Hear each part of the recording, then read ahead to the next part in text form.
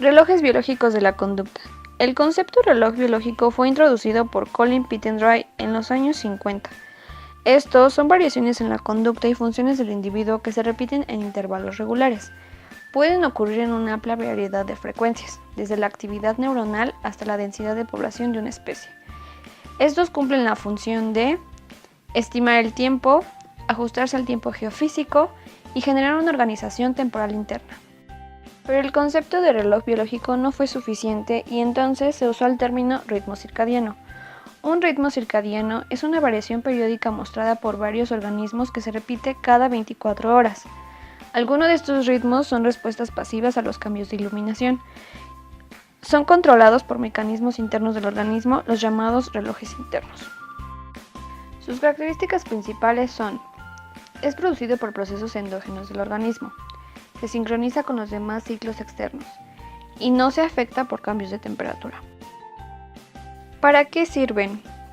Sincronizan la conducta y estados corporales a cambios del entorno, crean una sincronía del ciclo día-noche y controlan algunas funciones biológicas como la actividad motora. Como antecedente, se hicieron estudios en la planta mimosa, exponiéndola y observándola durante el día y la noche, donde se concluyó que la planta continúa el mismo ritmo de apertura y cierre de sus hojas con una alternancia día-noche. Después de este estudio, se sugirió una causa endógena al ritmo biológico. Aquí se muestra un ciclo circadiano normal de un humano, dividido a la mitad en día y noche. En el día hay un aumento en la presión sanguínea, un nivel más alto de vigilancia, mejor coordinación, tiempo de reacción más rápido a estímulos y la temperatura corporal es más alta. Mientras que en la noche la presión sanguínea es aún más alta, se libera melatonina, para la mitad de la noche se llega a un sueño profundo seguido de una baja en la temperatura corporal. Al final de la noche se comienza a liberar cortisol, que iniciará el ciclo de nuevo en el inicio del día. A nivel molecular sucede de la siguiente manera: todo ocurre en el citoplasma, más específicamente en el núcleo de la célula donde se aloja la información mejor conocida como ADN, que en este caso es el soporte del gen reloj. Las proteínas PER son las que controlan el ritmo biológico y estas al mismo tiempo son controladas por el ARN. Por la noche, dichas proteínas son sintetizadas y acumuladas en el citoplasma. En el transcurso del día, la proteína se degrada. Ya en el final del día, al agotarse la cantidad de proteínas, se da paso a la reanudación del ciclo de producción. Un grupo de doctores se dieron a la tarea de estudiar todos estos procesos y aunque aún se desconocen varias partes que son parte del proceso de los ritmos, sus investigaciones han ayudado a una mejor comprensión, lo que les valió un premio Nobel de Medicina. Sistema circadiano. Es un conjunto de elementos que participan en los procesos cronostáticos de los ritmos circadianos. Estos elementos son osciladores, cuyo periodo es cercano a las 24 horas, vías de sincronización, que ajustan la fase de los osciladores a fenómenos derivados del ciclo día-noche, vías de transmisión, las cuales comunican la fase del ciclo circadiano a los sistemas efectores para que el organismo exprese los ritmos circadianos, y mecanismos de acoplamiento, que ajustan el periodo y la fase entre los distintos osciladores del organismo. Este esquema muestra los elementos identificados del sistema circadiano. El núcleo supraquiasmático funciona como un reloj circadiano. Sus principales aferencias se originan en la retina, la hojuela intergeniculada, el núcleo talámico paraventricular y los núcleos del rafe mesencefálico dorsal. También recibe una importante entrada neuroendocrina de la glándula pineal mediada por la melatonina. El núcleo supraquiasmático establece conexiones recíprocas con la mayoría de estos núcleos. Sus principales salidas son a través del núcleo paraventricular del hipotálamo, el PBT y la PIN. Núcleo supraquiasmático.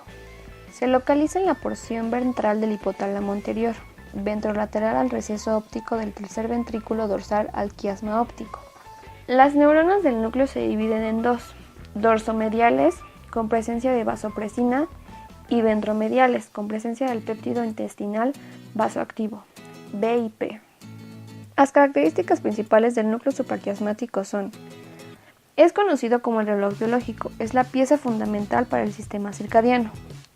Aporta el control básico de la distribución temporal de los ciclos del sueño. y presenta un ritmo intrínseco de su actividad eléctrica metabólica cuyos valores máximos ocurren durante el día.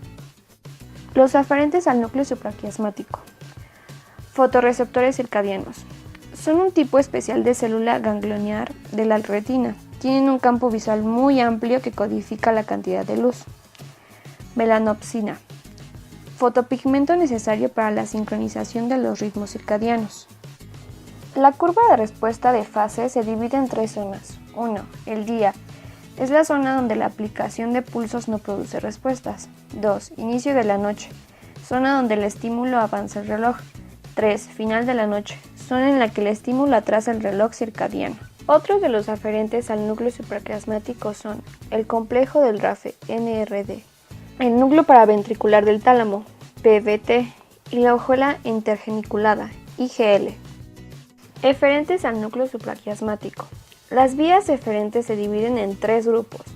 El primero se aloja en la región ventromedial del área preóptica y septum. El segundo es dividido en fibras dorsales que inervan al núcleo paratenial tálamo paraventricular y las fibras laterales que van hacia la hojuela geniculada.